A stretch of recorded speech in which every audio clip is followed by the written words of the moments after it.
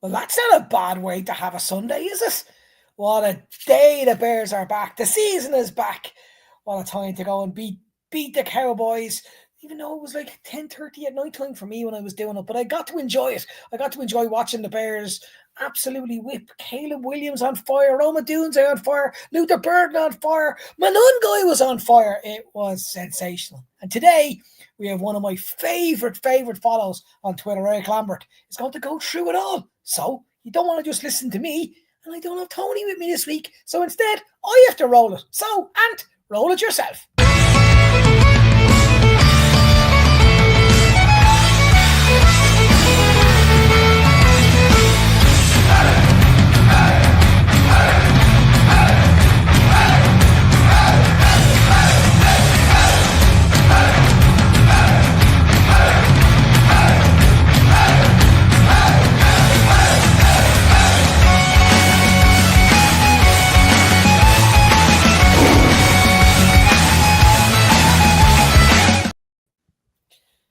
Eric, how you doing, my man? I'm doing well. How are you? I bet you're having a nice day, huh? Oh yes, it's always satisfying on a Monday going to work. I live in Sweden, so the game started at 10:25 or 10:35, and I was still up at 1:30, and my poor girlfriend was lying beside me going, "Why are you losing your mind at 1:30 a.m. when you have to get up at 5 o'clock to go to Oslo?" A valid question. It was worth every minute. Oh, no question. How good was last night? I mean, everything about it, it brought back hope more than anything else. I mean, we were losing our minds after what happened in Detroit, and, seeing them respond the way they did, coming out hot, giving it everything they've got, intensity, well executed, the defense playing much better than they probably should have. So, everything you wanted to see, and all of a sudden there's new possibilities about this season that you felt weren't there 24 hours ago. Yeah, I think what's amazing to me is I don't even know where to start. So last week I knew exactly where to start. 52 points against Detroit after the fourth quarter disaster against Minnesota. It was obvious where we were going to start, but you could start anywhere. You could start with defense only conceding 14, no sacks on Caleb's overall performance, the creation of Luther Burden. But I'm going to start somewhere different. I'm going to start on Ben Johnson. One question for you. How much pressure do you think Ben Johnson and his coaching staff were under, having gone through what we went through last week when he returned to Detroit? I mean, Detroit was probably the peak of humiliation for Ben because, he came from there. It's where he got his, big breaks, as a coach. And he really wanted to win that game. He wanted to show everybody that he deserved to be in his spot, and to get humiliated like that. I mean, for somebody who, has an ego in the best sense possible, obviously, you need an ego to be in that position. It hurt a lot. So he knew coming into this game that there was a lot of pressure on him to show that what happened last week wasn't what he's about. He wanted to win this football game and win it convincingly, and he coached that way, and it really showed up in how the players performed. Yeah, I think for me what emphasized it the most was you started off early where we didn't have a good first drive. Suddenly Dallas started getting a bit of momentum, and Tyreek Stevenson, someone who has been absolutely lambasted, I suppose you could use that word, by Bears fans in the last 12 months, comes up with a play that can only be described as inspirational and changed the motivation of the game. And I think I found it anyway. I don't know about you. As I was watching the game, there was moments where players who would be considered depth pieces, whether that's Manungai, whether that's Tyreek Stevenson, whether that's different players within that, started making big plays. Was there one moment outside of the Stevenson one that made you go, "Oh, okay, this is a bit of a different day going ahead"? Well, I think the moment that told me this team had sort of found itself a little bit was the 19-play drive in the third quarter. I mean, that was a statement drive more than anything, both from Ben and the players. They executed well, even during setbacks when they had that, negative eight yard play towards the end of it, or when they started out, it was 3rd and 10, and it looked like they were going to be 3 and out real quick before Caleb hit that 12-yard pass. That was the drive that told me, okay, this team feels like they can really do something. But you're absolutely right about sort of the transitional play with Tyreek making that strip, staying in bounds, which was a real heads up play on his part. He played really well throughout the game, not just on that play. So to see him really step up and see others like Montez Sweat, who really hadn't gotten going through the first two games, seeing other guys step up. When your best players start to make plays, that's when the entire team starts to respond. And we saw that in this game. Yeah, I think the one element for me that stands out, everyone's talking about the flea flicker one, Burden goes down the wing. But for me, there was another play that stood out to me. And I actually think you might have commented on Twitter, which was one where Caleb gets absolutely rushed from the edge. And I think it was a miss block. And he still found a way to get to the ball to Rome. I think it might have been on a third down. Rome does a little move and gets the first down. But it showed to me the confidence level that's there at the moment within Caleb. And people seem to forget that he got better last week in Detroit. There was so much other stuff that was going wrong, but he actually got a little bit better from Minnesota and stepped it up again. Are you seeing that improvement? Are you seeing, obviously this week was massive improvement, but are you seeing that as well as I am? Oh, absolutely. I mean, the thing about Caleb is it's been incremental progress, and that's what you were hoping to see from him. You knew it probably wasn't going to be smooth from the outset, and it wasn't. You go against Brian Flores' defense, one of the most complex and toughest to go against in the NFL. He didn't play bad. He had some miscues, but he wasn't awful. So, okay, next step, you go to Detroit. Everybody's focused on how bad the defense is getting beat up, that you don't notice that Caleb actually improved again. So it's like, okay, now you're going to face a defense that is missing a lot of guys because they're banged up. They're not playing well under Matt Eberflus. So it's like, okay, he needs to have his first really good game. 298 yards, 4 touchdowns, no sacks, no picks, no turnovers. And it wasn't just him running around backyard style, making plays like he's known for, like he was at USC. He was making plays from the pocket. Yeah. Really directing the offense the way you wanted him to. And it's like, okay, I think he's starting to understand now. And it looks like Ben Johnson's influence is really starting to have an effect. That play you mentioned of him being able to get the ball out quickly, despite having a guy in his face. Remember, his back was to that defender. The moment he turns around, this guy is right in his face. I think Caleb last year probably takes a sack on that play. And instead, he gets the ball, he gets himself up, whips it out to Rome Odunze, who makes his moves for a first down. Tremendous play for any quarterback, not just Caleb. So, really like to see stuff like that. And that wasn't the only one. He had other nice little plays like that, even on the flea flicker when he had a guy in his face sort of getting hit as he's letting that one go. And it was still on target, on time. Just great stuff from him yesterday. Yeah, and I think what I loved about it as well, and we'll get on to Dallas in a minute because Dallas are a bad team. Sorry, Irish Cowboys, friend of mine from Ireland. They're a bad team. We'll get to that in a second. There was moments in it that when I rewatched it today on my bus journey up to Oslo, what I really found interesting was on the first touchdown to Rome on the sideline, Rome's ability to get himself open with Diggs falling, but how he created that, but also Swift's block, which was really, really good, technically good, and created that little bit of space. And it's those little details that are starting to come together for this offense. And it's breeding that level of confidence. You're creating that level of opportunity. The ability, I think, for them to go for those plays, go for those jugglers, and really kind of make those little details, that's what makes this team, even in week 3, offensively, look so much more impressive and so much more dominant. Is that all on Ben Johnson, or do you think the players themselves have also kind of sat there and said, we need to start stepping up because our defense may not be that good, or is there a mixture of both? I would say it started with Ben Johnson because when he came in, he made sure that every little detail was accounted for, and he harped on them consistently. It wasn't just one time and then he expected them to just take care of it from there. It was every single day. You got to do this right. You got to do this, and this. And he was on top of everything. And once you do that for often enough, the players start to pick up on it too, because they notice, hey, this is actually working, because when we do things like this the right way, good things happen. And through the first couple of weeks, you started to see it happen from time to time. It just wasn't happening consistently yet.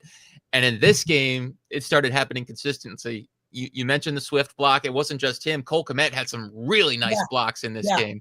So when those guys start doing that sort of stuff and everything happens on the same play where everybody does their job, you start getting the flea flicker play. You start getting the Rome, touchdown pass. Caleb, the fourth down play, huge call at the end of that 19-play drive. He goes for it anyway because he believes in his guys. He believes that they can execute. Caleb doesn't get his initial read right, scrambles a little bit, but doesn't try to do too much. He looks back, finds DJ wide open in the end zone, touchdown, caps the play, pretty much takes the wind out of the Cowboys' sails. Just great stuff like that all day long. Everybody doing their job on several plays, not as many bad penalties. There were a few holds here and there, but no pre-snap issues, stuff like that. I mean, once it all starts clicking for them, this offense can really score on just about anybody. Yeah, it was interesting. A very good Detroit Lions fan, Michael, who was messaging me after the game, and he was saying this offense could be scary. This offense could be very scary for quite some time. There's just someone you mentioned that it's been sticking in my head is, as a Bears fan, you're always looking for negatives because that's what we've been ingrained with. We've had that for I don't know how many years where we're never getting nice things. It's just something I've noticed around DJ Moore in the last couple of weeks, and definitely yesterday. And maybe I'm reading way too much into this, but his body language wasn't right. And the fact when he scored his touchdown, pretty much no celebration, nothing big. It's a game clinching score, and it looked like it was a score when we were up by 50. Am I reading too much into that? I think at this point, that's probably just who DJ is. He's not the most animated guy. He's never been very cognizant of his body language. This goes back to his time in Carolina when there were, smaller questions about it because the media attention there is obviously not as big as it is in Chicago. But, DJ's used to being the number one guy, and thus far this season, he really hasn't been. That's been Rome because he and Caleb clearly have, a tight connection. And then you saw Luther get involved. But the good thing that Caleb is trying to do is he's trying to keep everybody involved. He's trying to get the ball to DJ as often as he can. He found him for the touchdown here. So I think they're sort of working through to how they want to distribute the ball as often as possible. Ben mentioned this. He said, I got a lot of mouths to feed in this offense. There's a lot of talent in this offense. So my goal is to one thing he likes to try to do is he likes to focus on one guy 1 week, depending on matchups. And then the next week, he's going to shift the focus to another guy to try to keep everybody engaged every single week. It's sort of the thing that Andy Reid figured out how to do in Philadelphia and Kansas City. So I think that's good. I think as long as they also continue to win, that'll help DJ's, mindset moving forward. And, if these guys continue to play up to their potential as they did on Sunday, I think they can probably turn this season around, especially with the slate of games you've got coming up. Yeah, one last one on that. I don't know if I want someone like that on my team. If I'm honest, someone who needs to be treated that way and given that feeling. Maybe I'm wrong. Maybe I'm too old school. Like I don't know. It's just I'm not running DJ Moore out. He is still wide receiver one. He's definitely our best wide receiver right now. Do I see a future DJ Moore in Chicago in 2 years? Probably not, based on what I'm seeing from Luther Burden, who looks sensational. And then you've got Rome obviously on the other side, and you've got Zacchaeus, who may or may not be there for a while, but he's different and much cheaper. It's just something that's getting to me. I did mention what I wanted to talk about though, which was Luther Burden. Mm-hmm. Everyone that's a Chicago Bears fan have been wanting to see him get his hands on the ball. And it wasn't just a touchdown. It wasn't just that. Another play that I adored was the sweep. And not just the sweep, but I think 90% of our players do not get that first down. I think he is one of only maybe two that gets that first down because his move at the end and his speed and his power and his confidence, inner confidence in himself, got us that first down. And I think he's going to be some weapon, isn't he? Luther Burden was one of my favorite players in the draft. No word of a lie. I mean, I was watching Armand Membu tape from Missouri. I was looking for tackles because obviously the Bears needed one. So I was watching him, liked him. But every time I watched that Missouri tape, Luther Burden kept popping up over and over and over again. I'm like, who the hell's this guy? So I watched him more closely and I'm like, man, if he gets focused and gets everything lined up, he's going to be a player. And when the Bears got him and I knew he was going to be under Ben Johnson, I'm like, man, this is going to be fun. And it took a couple of weeks, but man, when he hit that flea flicker and started making more plays, I'm like, oh boy, the NFL done screwed up by letting Luther Burden get under Ben Johnson's, purview. So I think he's going to be a tremendous player if he stays focused, if he stays healthy, which is, typical of any player. But, yes, because he fills that sort of DJ role, I think DJ may not be here that much longer. I think the Bears are going to try and make it work for as long as they can because you want as much talent on that offense as you can keep. But, Luther is going to get the ball more and more, and his unique skill set of he can run routes. People think he's just one of those guys that kind of like a Deebo Samuel. You just get him the ball and let him run. It's not that way. He can run routes and he can do anything you ask him to do. It's just they didn't really do that at Missouri. He ran from specific positions like the slot, like people talk about a lot, but he can do everything. And the fact that you get him in the hands of one of the most creative play callers in the league, you saw exactly what can happen when you let stuff like that happen. So, I'm so excited to see what he does next because I think he's going to be probably one of the best receivers the Bears have ever drafted, in addition to them also having Rome. So this is a very unique sort of situation the Bears have found themselves in after years of, wide receiver purgatory that they've been in.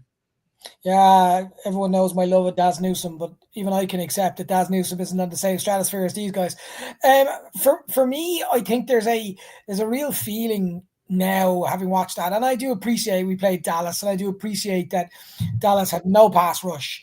Matt Eberflus has got worse somehow as a defensive coordinator, and I know Cowboys fans almost want him out already. But it wasn't just that. It was just, I think, people seem to forget, and this is something I've thought about a lot in the first 2 weeks. Minnesota and Detroit are very, very good football teams. Both won 14 plus games last year, or 13, 14 games last year. Mm-hmm. They definitely will be in thereabouts when it comes to playoff spots, etc. So were we overplaying the first 2 weeks, or were we underplaying the performance last 2 weeks, or are we overplaying last night? Which are we? Are we better than we think we are, or are the first 2 weeks where we are and we're overplaying playing against the Cowboys? I think what you saw against Minnesota was close to what the Bears are. They should have won that game. They let it get away from them. So what you saw against Dallas was more closer to what you saw in Minnesota. A talented team that when all things are being executed properly, they can beat up on a bad team and play with a good team, which Minnesota is. What you saw in Detroit was, I think, sort of a hangover of what happened against Minnesota, letting that game get away. They came in, they probably weren't as prepared as they should have been. And Detroit, who was well motivated to show Ben Johnson that they didn't need him, really put it on the Bears. And unfortunately, stuff like that happened. So what you saw this past Sunday is closer to, I think, what the Bears are, which is a good, talented team who's capable of probably posting a winning record and challenging for a wild card spot. I don't know if they're a contender yet. They're probably another good draft away before you can start talking about that. But I really believe that this team, if they can keep themselves motivated and focused the way we saw yesterday, I think they can make a run at, challenging for a playoff spot. I really do. Yeah, I think this weekend shows a lot, going away to Vegas and going away from home. But I also wanted to touch on one other rookie that I've been banging the drum for and really happy to see him, and it's Kyle Monungai. I was a bit devastated that we were giving handoffs to DJ Moore, and suddenly we started giving handoffs to Monungai, and he started making a run. Now, I know, rookie mistake, I think it was in the fourth, where he goes back 6 yards because he's trying to get that extra couple of yards, and he learned from that. Mm-hmm. But he is a straight south to north to south runner, which DeAndre Swift isn't. Now, DeAndre Swift has unbelievable skill sets when you get him in space, when you get him out as much as you can, going outside that different zones area that we can get him into. And he saw that again last night. He's expert at that. But Monungai is that straight runner that reminds you like the Montgomery-esque kind of Tariq Cohen because of his size, but that goes straight forward. Where do you see it now when it comes to Roschon Johnson versus Monungai? Do you think Monungai is overtaking him in to become running back 2? Or is it still one of those ones where, look, you can't know that for another couple of weeks until Roschon gets back to full fitness? I think this is a case where, because Roschon's been hurt and just hasn't been available, he unfortunately may have lost his backup spot because he just wasn't there. And in that process, Kyle not only stepped into the role, but he stepped into the role well. I mean, he made some plays in the passing game. He's been running well, despite not maybe having the gaudiest numbers. He runs hard. He finishes well. He has good vision. He's one of those classic backs who's greater than the sum of his parts. He's not the biggest. He's not the fastest, but he's tough. He's physical. He's smart. And when you have guys like that at that particular position, they tend to do pretty well in the NFL, regardless of when or where they were drafted. So I think he's going to continue to get a little bit more of a workload. I still think they're leaning on Swift just because of his obvious talent, but he has his limitations. His vision's never been the best. We saw that again yesterday. But you get him in space and he's so dangerous with the football. So you just have to keep him in the rotation. But I think Monangai, as they face defenses that might not be as good against the run as other defenses the Bears have faced, that you're going to see him pop off more and more, because I think he's a very underrated player. And as he gets more confident, you're going to start to see that with, better plays. I can't believe I've gone 20 minutes without talking about our quarterback, which is something that Tony, if he was with me, would literally whip me because he'd have said it after a minute.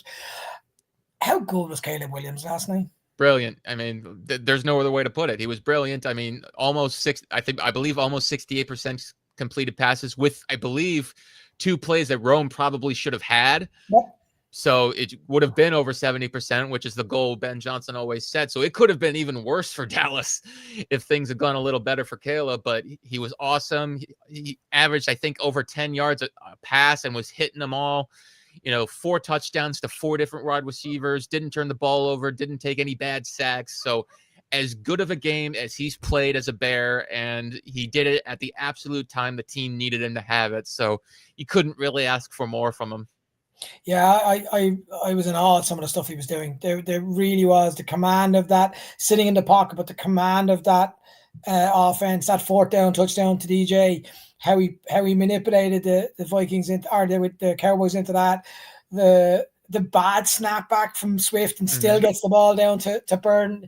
The idea that his eyes always stayed on Rome because he knew Rome had it and got it out to him. He was going through his progressions. He was doing everything he wanted. His footwork was good. He was getting the plays in.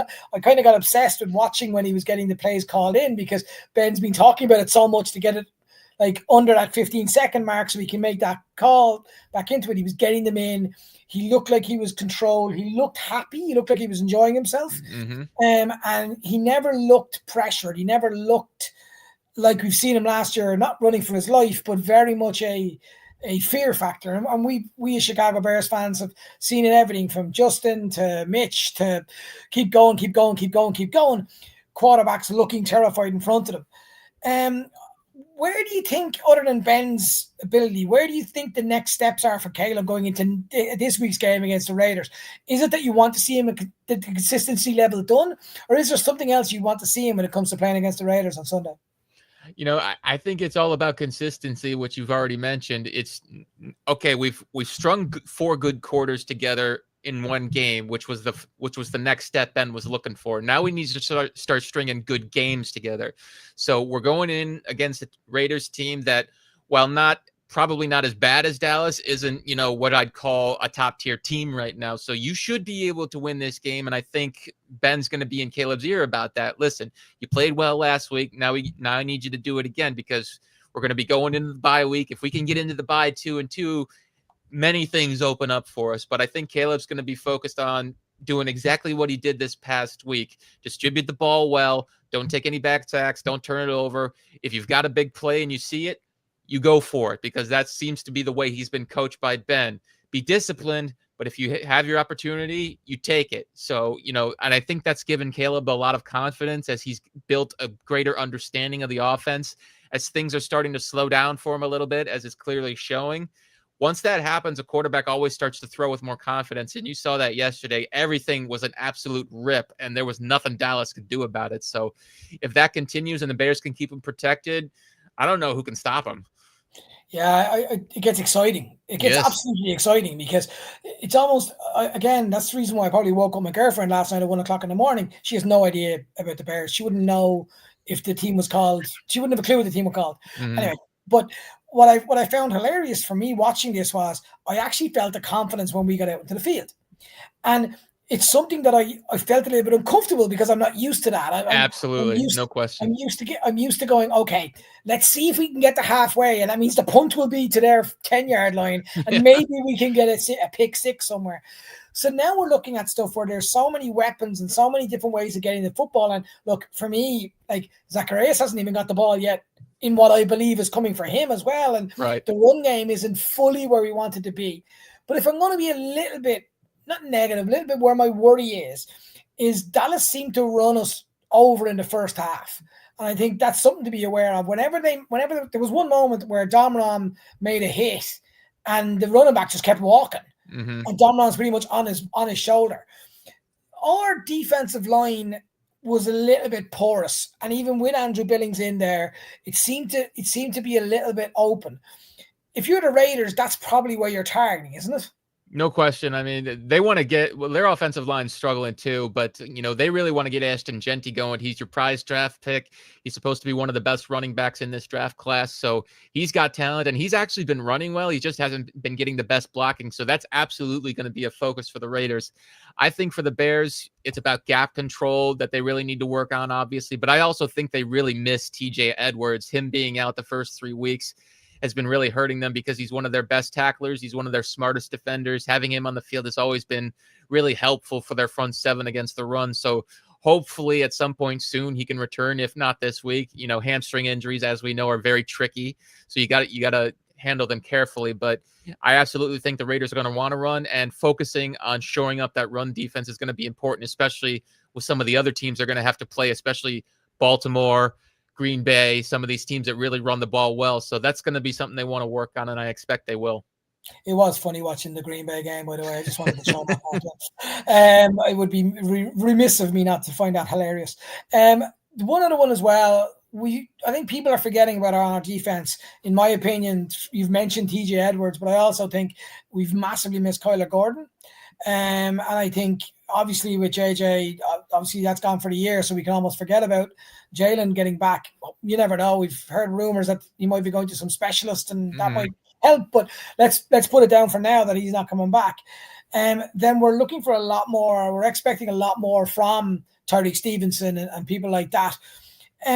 Is there a worry you have with our defense with Dennis Allen? Is it because we're missing those key players, or do you think there's something else with Ryan Poles hasn't really put together a roster defensively that's put us where we should be in year whatever it is in his regime? It's kind of a mix of the two. I'm not really worried about Dennis Allen. We've seen his track record when he has the pieces in place and he can run his scheme. It's a very tough defense to go against, so I'm not too worried about that. When you're missing 3 of your 4 best players, it's really hard to play good defense in the NFL. Jalen's out, Kyler's out, TJ's out. Montez hadn't been playing well the first 2 weeks. So when all of that happens, you're going to see a defense play poorly. Montez played better. Tyreek played well. Everybody else kind of stepped up. The defense played a lot better. Run defense wasn't great, but take your wins where you can get them, obviously. So, if they can get TJ and Kyler back at some point soon, hopefully this coming week, I think they're going to play even better than that. Kyler is easily one of their most important defenders because nickel corners are more valuable than ever in this league. And we saw that last week against Detroit when Amon-Ra St. Brown went crazy because Kyler would have been the one guarding him. And when you don't have somebody like Kyler guarding a player of that caliber, the player goes nuts. And unfortunately, that was the case. So I'm really hoping he gets back soon because his presence alone will be a big help to them, not just in pass coverage, but in run defense. People forget he's actually a pretty good run defender too. So, I think the defense is going to be a lot better for it when those two return, and maybe not one of the best in the league, but at least more towards the middle of the pack. And with this offense playing the way it is, I'll take it. Yeah, I think what Kyler's missed in is his blitzing as well. He's a really good blitzer. He comes from nowhere, speed, and makes the right calls at the right time and makes the right plays. And I think he's really massively underestimated. His fitness is obviously an issue, but he's someone I'm looking forward to staying in Chicago for a while. Right, we're getting towards the last question before I let you go and enjoy the rest of your day. What do you think is going to happen this weekend? Are we looking at this as this is the opportunity where Bears season starts and we hit it into 2-2? Or are you thinking, do you know what, if I was a betting man, I'd probably be looking at the Raiders? What's your thoughts? What are we now? Monday, 5-6 days for the game? Yeah, I think, the Raiders, Pete Carroll's always a good coach. I think he's going to have the Raiders ready to play. They lost pretty bad to Washington and Marcus Mariota this past week, 41-24, but I'm not going to expect Pete to let that linger too long. He's way too good of a coach for that, but I do think the Bears match up well with them. I think they can exploit some of the Raiders' weaknesses. If they can hold Geno in check, and I believe they can, I think the Bears have a pretty good chance to win this game. And if they do, you go into the bye 2-2, and then you got Washington coming out. That's going to be a bit of a tough one. But then you've got games against Cincinnati without Joe Burrow. You've got the Saints, who just aren't a good team right now, and you're going to also have the Giants shortly after that. So you got a slate coming up here that you can take real advantage of if you continue to play well like they did this past Sunday. So, I'm hopeful, but, I'm not getting ahead of myself as well. You got to win this game. I think you can, but you're going to have to play the same caliber of, near flawless football that you did before, and I think they can. One last question before you do go, because I try and ask this to all my guests coming over from the States. The London game that the Bears had, where me and Tony always talk about it and how amazing that was, even though Tony was in the press area, so he couldn't celebrate. I was in amongst the people. So I was in there drinking beer, getting like popcorn. That's the way to do it, man. Exactly. What's your take as a Bears fan abroad about how much of a network and much of a support the Chicago Bears has globally? Is it something you would have known about or seen, or would it have just been the London games that opened your eyes? It's the funniest thing. I'm big on Bears history. I love studying Bears history. History has always been one of my favorite subjects, regardless of sports, but also military, all that sort of stuff. But anyway, I had studied the 85 Bears for the longest time, and apparently a lot of people from overseas fell in love with the Bears because of that 85 team. And it's like, that's interesting. And then I saw such a welcoming for the Bears in 2011 when they went to London and played Tampa Bay. And, again, this past year when they got a great reception, it's like, man, it's so cool that so far away, so many people love my team as much as I do. And, to know that, when this team can be good, there's probably few teams in the NFL that can match the passion that supports them. It's just that they haven't been that great for a while. So people haven't really been able to show it. I've always been convinced that nobody does sports support like Chicago does. It's just that the teams aren't great often enough for people to realize it. We saw it with the Jordan Bulls. We saw it with the 2000s Bears when they were pretty good. So, I'm so grateful to know that there are fans over there like yourself who are keeping the support strong, even through some pretty dark times. So, I imagine it'll grow a lot if this team continues to ascend as it has. So I'm really hopeful about that, and I get to meet more great people like you. Well, I must say it is a struggle when it's 3:00 in the morning and you're 52-3 down to a what's his name? I've ripped his head out of my Matt not Eberflus, Matt Nagy's Kansas City, and you're like, will I go to bed and get my 4 hours sleep before work? No, I won't. You never know what I'll miss at 52-3 or whatever the scoreline was. So yeah, we've been through enough pain over here, so I do get it, Eric. First of all, thank you so much for coming on. But more importantly, where can people come and listen to your stuff or watch your stuff or see where you're talking? You can find my stuff at Eric Lambert 1 on Twitter or /X. I'm never going to call it X just because I'm stubborn like that. It's on Twitter. If you ever want to talk Bears or anything else, hit me up and I'll have a conversation with you. Eric, we'd love to get you back on later on when Tony decides to turn up. And he told me weeks ago he wasn't going to be around for this week. But I really, really do appreciate your time. Enjoy the game of the weekend. Enjoy the bask of the joy that is Monday Bears victory. And again, I really appreciate you jumping on, my man. Thank you so much. It was my pleasure. Take care, brother. That was cool. Simply brilliant to have Eric on. Just a nice way to talk about it. A Monday winning feeling, a Monday experience, just to win the games. And look, from my perspective, watching it last night, I couldn't believe what I was watching. In some parts of it, there was so much energy. There was so much what there wasn't the week before. Defense keeping the team to 14. Caleb looking very good. Monungai getting touches. Burden getting touches. Loveland Ugly got injured, and we hear it's not that bad, which is very, very good. All those different things just added to the whole feeling of positivity around the Bears. And now, as Eric rightly said, we need to continue that as we go on into week 4 before we go into the bye. So it's really important we win this weekend. We get our 2-2, which is where I think a lot of people expected this team to be when it comes to the bye. So that would be that nice feeling and that nice experience before you go any further. Also, people have been asking me, by the way, since last week, how my little dog is. So Chip, who unfortunately got the snip, is doing very well. He's doing great. He's all back in order and everything's going well. I'm up here in Oslo. I'm not in Gothenburg. But I was talking to him earlier on and he's very happy. He's even happier because the Bears won. He got to sit there and watch me as I was screaming at the TV at midnight, 12:30, 1 o'clock in the morning before I ended up here. Anyway, I think I'm going to be letting you go. It's been absolutely brilliant having everybody on. Thanks to everyone in the chat. Thanks to everybody who follow us. Make sure you give the show a like. Make sure you tell your friends that there's a bald Irish guy talking bears. Jump onto him, and there's another hairy Scottish man when he's here. He's also talking bears. Make sure you follow us wherever you possibly can. Enjoy your week. Enjoy Monday Bears Victory Day. And until next time, as always, bear down.